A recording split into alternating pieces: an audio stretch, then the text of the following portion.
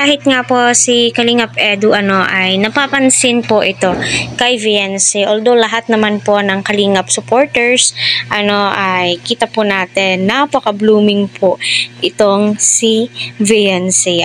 Tila ba'y inspired. May nagpapasaya nga po sa kanyang puso. Kahit sino naman, no. Number one, nagpapasaya sa puso po natin is yung mga sponsors, especially si Kalingap Prab, Dr. Love.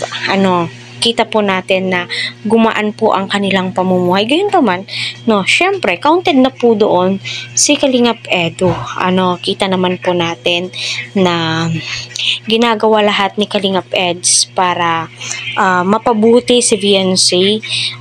Financial support, andun na din po, kasi nga, kung hindi dahil kay Eds, hindi po dudumugin ng mga supporters itong si Viancy. Although may mga sponsors naman po siya noon, pero hindi po gaanong kalakas. Shout out po kay Ma'am Erica Alpon. Siya po yung sponsors ng lupa ata ni Viancy. Although until now, isa po siya sa mga sponsors ni Kalingap Prab. Kaya supportahan po natin ang kanilang YouTube channel.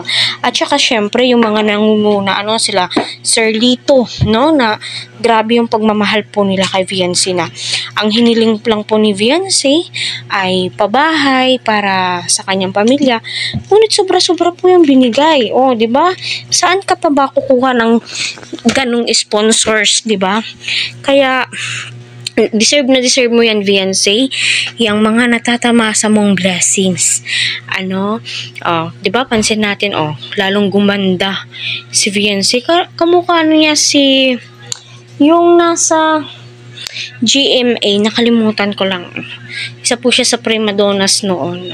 So, ayan, supportahan po natin, tangkilikin, wag po natin skip ang kanilang mga ads.